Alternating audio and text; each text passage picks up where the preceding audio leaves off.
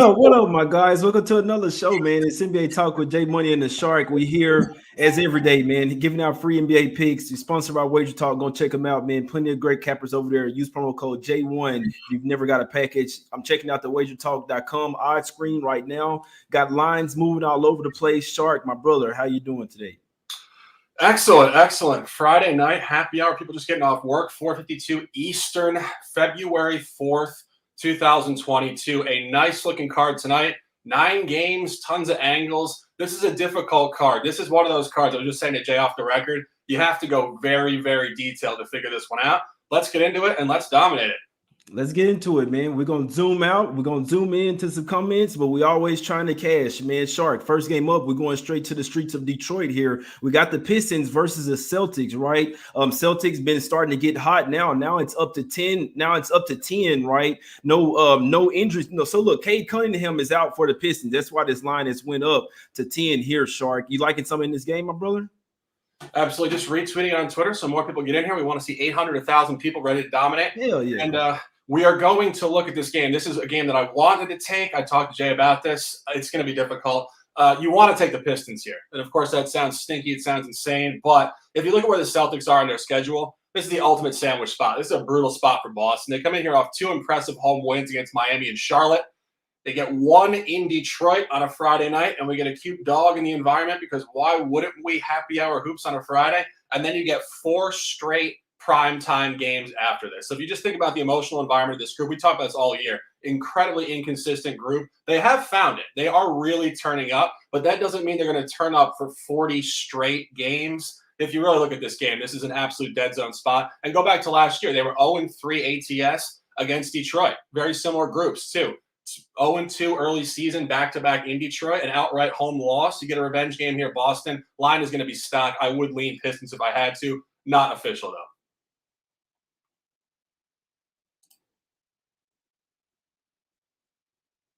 Sorry, guys. It's hard for me to take the Pistons without Cade Cunningham. He's been one of the better guys over there, especially for distribution. So he is out for this game. It's Celtics or nothing for me. I did end up staying off of it. You make some really good points here, especially the home dog getting double digits here. It's Celtics or nothing for me. Like I say, they're really catching a groove right now. Me personally, I'm not betting against this team here in the near future. But I must say this is an uninspiring game for me. I didn't even look super deep into it. I just know it's Celtics or nothing for me. I'm not backing the Pistons right now, guys. So let's get over here to the streets of Charlotte. Shark, we got the Cavs here. Hey, they were being favorites over value for a while. Now they're sitting at 5.5 dogs to the Hornets. We know the odds makers finally see, hey, they played the Rockets without Garland and they got smacked up. So odds makers finally starting to factor in no Darius Garland out there. Do you think that the Hornets have enough offense? Can they run these guys off the floor tonight?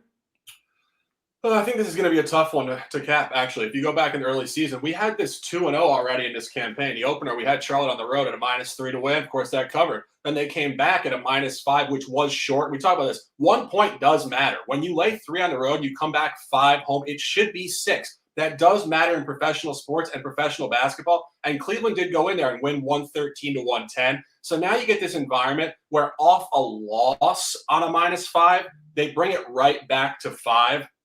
A Charlotte take here would need to be 6.5, 7 because they're moving it over the previous average, like insinuating an actual blowout potentially. This is going to be razor sharp. You find Cleveland coming in here off an outright loss. Charlotte's off 2 losses. Both teams should theoretically get better in just a small window here. I think this line is going to be razor sharp. Nothing I'm trying to gamble on here. Yeah, I'm with you on that. It's a tough game for me, guys. I'm staying away. We know that the Cavs, they play harder than everyone else. So while the Hornets have the much better offense here, they don't play much defense. I know that the Cavs are missing Garland over there, but they still got Mobley. You still got Jared Allen out there, and it's still going to be tough for the Hornets to get baskets at the paint. We always say this. The Hornets, they shoot a ton of threes. If they're making them, they can blow out anybody. If they're missing them, they could also lose to anybody. So it's a tough game for me. Could see it going either way here. I'd probably lean to the Cavs. But definitely stand off this one, man. It's a tough game for me, Shark. Let's go over here to the streets of Indiana. We got the Bulls versus the Pacers. Man, it's a Pacer spot. It's hard for me to put money on this team right now, especially without Sabonis, Turner as well. You got the double revenge spot. They're 7-3 against the spread last 10 meetings. This is the 3rd game in 4 nights for the Bulls. They're coming off a back-to-back game overtime game as well in Toronto. I always talk about it. It's tough getting in and out of Toronto with extensive COVID protocols and going in and out of customs. LaVine is questionable. Kobe White as well. Here's Shark. LaVine was in a lot of pain, back pain last night. So that kind of tells me that he may not force it here in a back-to-back spot. What you think about this game? This particular environment here within the Central is all numbers for me. I'm not looking at anything personnel-wise because the number tells an incredible story between these two teams. You have to go back to last year. First game last year, Indiana actually laid 6 points on the road and hammered them. Then they came home where it should have come up to 9. It came down to 4.5, and Chicago won outright in overtime. Third matchup of the year, Chicago was favored on the road and won again in Indiana. Come back to this year. Chicago 2 road came in at 1.5 short home, and they lost outright on a 3rd and 4 back-to-back emphatically to Indiana, which we had correctly early season. Then it came back to Chicago. It opened up at -8, came down to 6. We had that correctly as well. They won by 8 on a 6. Then it came down to 3, and they won by 2 and didn't cover. So you were seeing major gaps, and it's told a story every time. But what it's telling you right now is that it's razor sharp. The game that opened at 8 finished 113 to 105, and the game that was at 3 finished 108 to 106. You're hovering in the same environment here at -2. I think you're better off going to the casino and playing roulette than trying to figure out this ATS side here tonight. Yeah, I'm with you on that.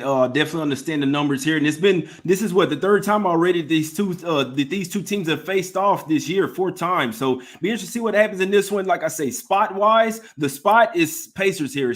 That's why it's Pacers are nothing for me here. This is one with personnel actually would matter, especially Zach LaVine. One thing about the Bulls, guys, they're already missing Alonzo Ball. They're already missing Caruso as well, the better 2 defenders over there. So what are they now? That's why their defense is so bad. They have to beat, and they don't have a center to pack the paint as well, but the Pacers don't either, so they don't play any defense as well. But the Bulls don't have LaVine out there. I think they are a bet against with just DeRozan and Vucevic out there. But like I say, do I trust the Pacers? Hell no. Can they exploit the absence of possibly LaVine? Possibly not, man. They don't have a center as well, so definitely tough game. Should be an over game. Pacers don't play defense. Bulls trying to go up and down the court as well. Should look to the over in that one. Let's go over here to the streets of Toronto. Here, Shark. We got the Raptors been red hot. Both teams red hot, right? Hawks coming off a big win last night, late night national TV game as well versus the Suns.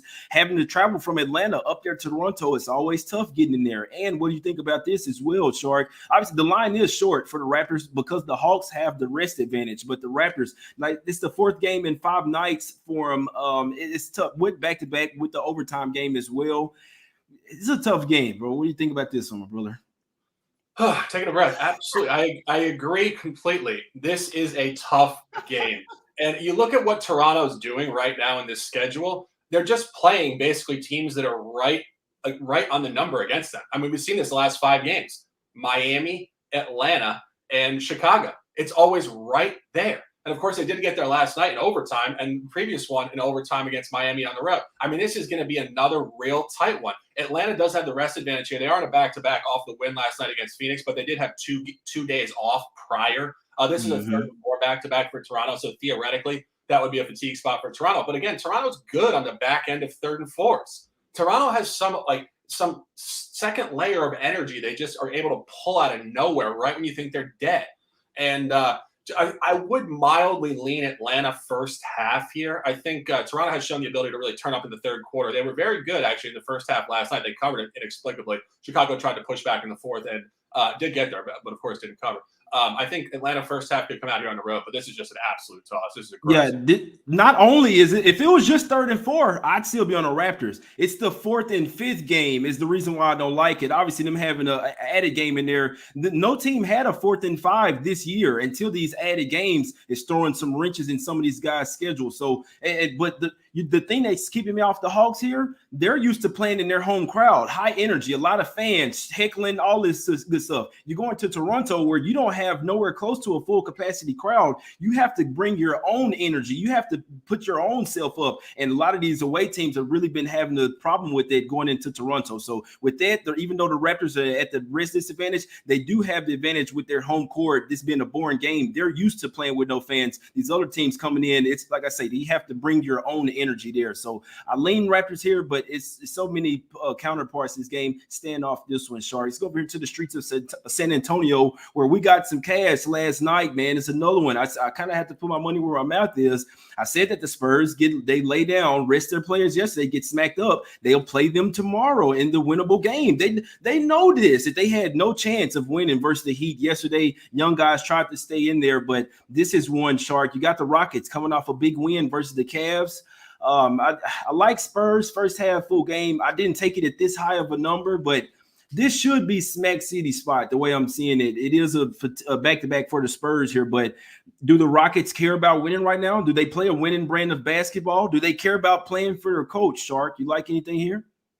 I think it's a very good question. I answer the question. I think they do reasonably.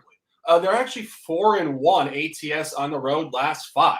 That's a reasonable enough sample for me. And you see what's going on here. They do get the auto revenge game within the division, within a 5-game sample. They just got absolutely hammered at home, which we had correctly.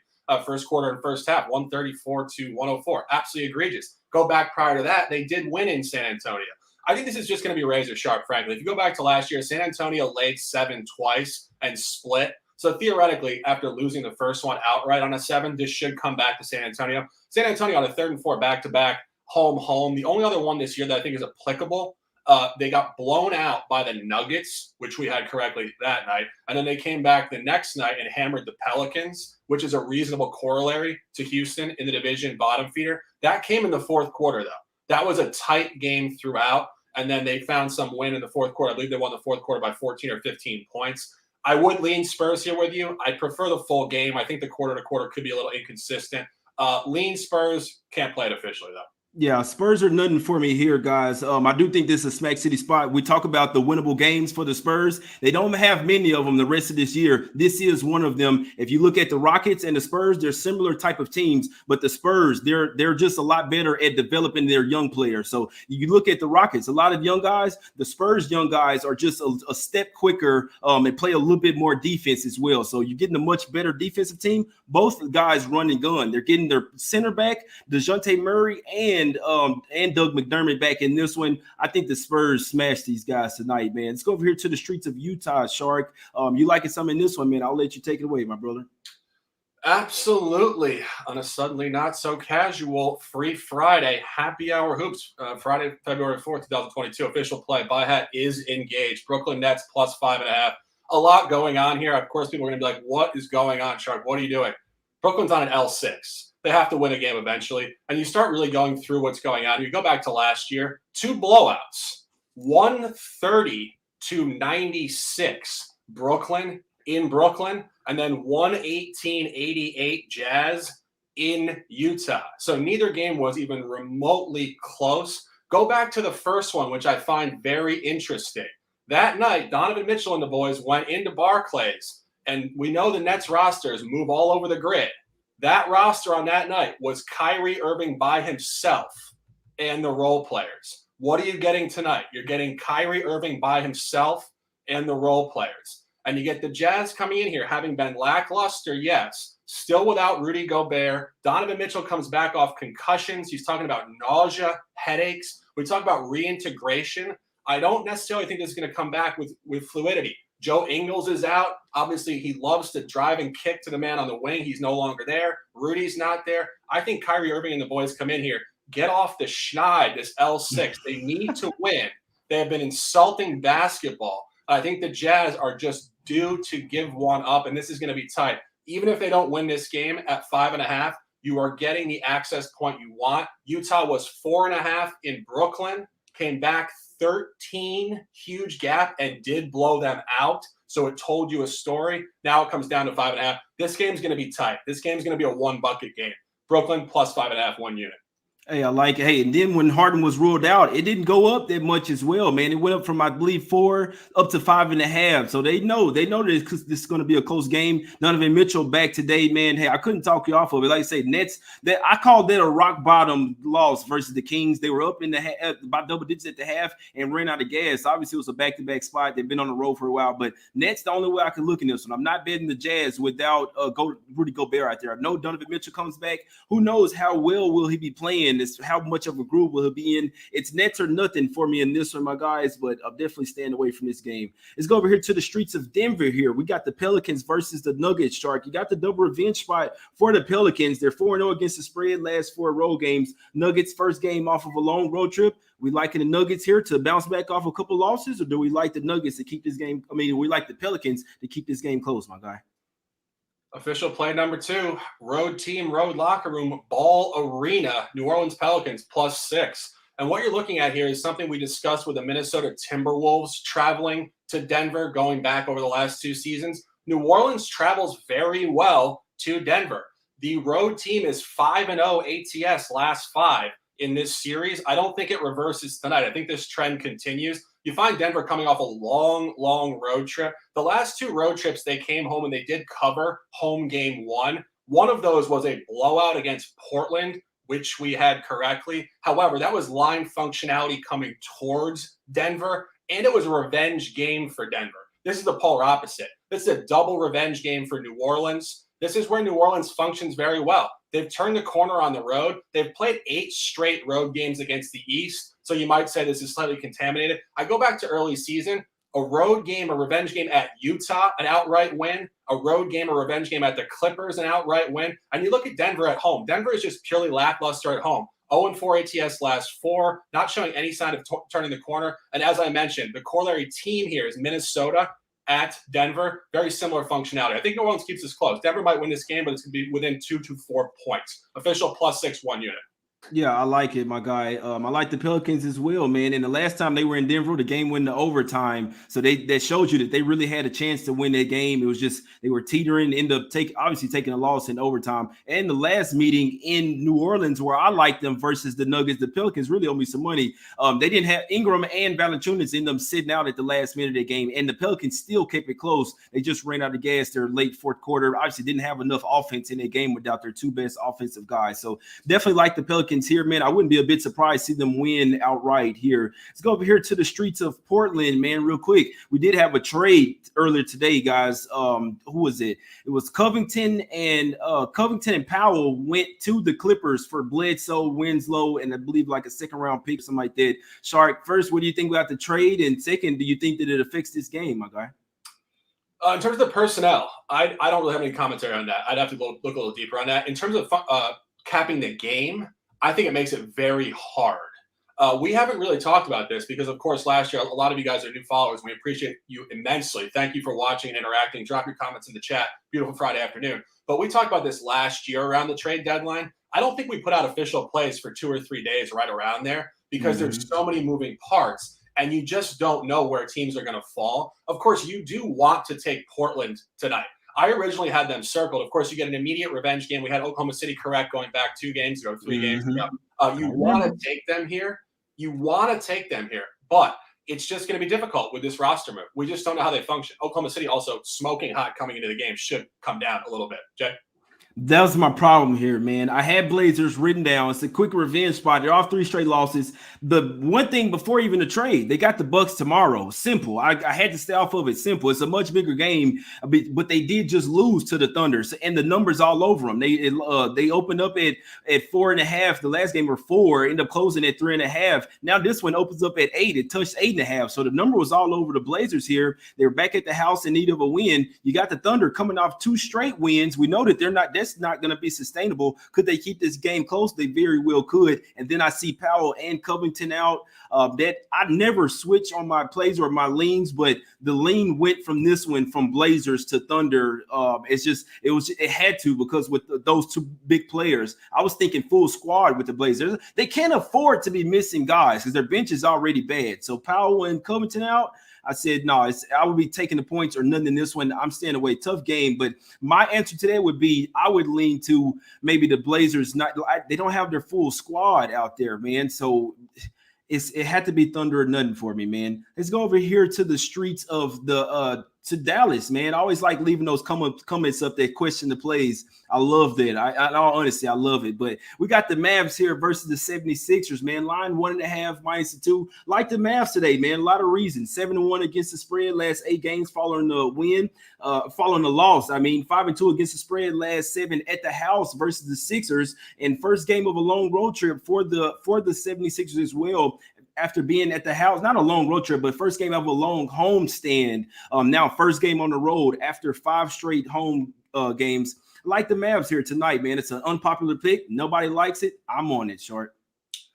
Yeah, I mean, theoretically, if you go through the numbers and the analysis, it's all over Dallas. Dallas got hammered last year twice by Philly, both by double digits. And the line told a reasonable story there, actually. Philly was -5 at home and cleaned them up. Then it came at 3.5 on the road, so it was sticking. 1.5 points worth of strength. They hammered them again. So now you get a double revenge game. Of course, they haven't played in 9 months, so there's a little bit of ambiguity there. But I don't think it entirely matters. If you look at what Philly's done against the Southwest this year, it seems very opponent-driven.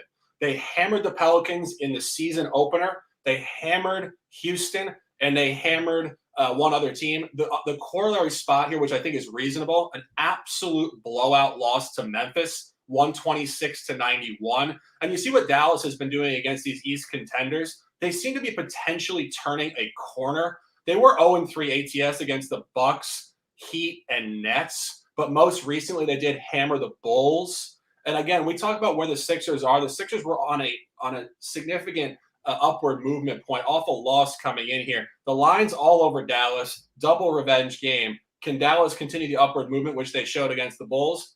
I think so. I would not talk you off that at all. I might sprinkle personally. Nothing official for me, though.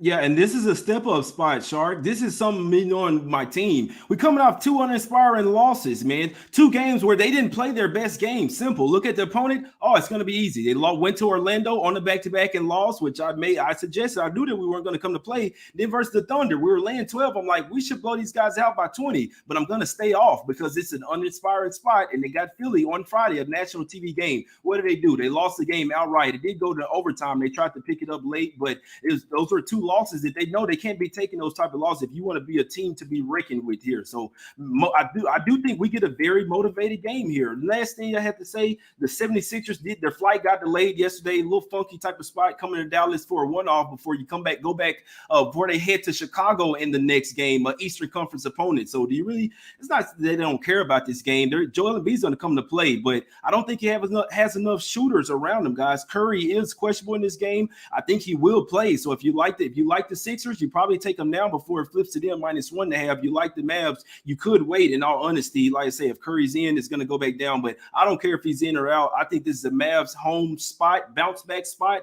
late night game. A step further here, 76ers only played a West Coast late night game, 10 o'clock Eastern, a few times this year. There was earlier when Joel Embiid missed the whole trip. So Joel Embiid hadn't played a late night game like this. This is a sleepy spot. Oh man, they fallen asleep in the second half here. I like the Mavs here, Shark. Break them off with your officials before we get out of here. Absolutely. 2 top plays, 9 words of lifestyle. Ride the wave out of the water. Buy hat is engaged. Brooklyn L6, insulting professionalism. I think they get their flow without James Harden. I think Kyrie's going to take them under their wing tonight. They find a Utah team trying to reintegrate Donovan without Ingles, without Gobert. A lot of moving parts in a double revenge game. A revenge game with a line number all over it. New Orleans, double revenge game at Denver. All boxes checked. A great look on a beautiful free Friday. Jay Money, a pleasure as always. Close them out and let's dominate. I love the looks, my guy. I love the looks. I like the Pelicans as well, man. I already had it written down. I hadn't betted. I'll ride with my guy on that one. I like the Nets look as well. I hope you're right, man. I hope you're right because I can't stand Harden. I hope they win without him. Hopefully they get this guy. I know the Sixers are really trying to make a push to get him. So who knows, man? Who knows with James Harden? But I'm with you. Maybe he's the cancer to the team. And Kyrie, they really ball out without him out there. The ball sticking. It'll probably move a lot more tonight as well. Could only look towards the over in that game. Heavy link to the Pelicans man. And yeah, no, not Raptors, Mavs for me, guys. Man, I'm hopping on the Mavs tonight. Hey, if you don't like it, you don't have to play it. That's what I'm on. Top player today. Let's go Mavs, man. Mavs fans for life. Let's get some cash. I appreciate my guy Shark coming on here with me. As always, go and follow him on Twitter at Sharks in Sports. You can follow me as well at J Money is Money. I got to go take care of the dog, man. He's a handful, but let's get some cash, man. Let's get hot. Let's go on a 20-game win streak, man. We out, guys. It's cash.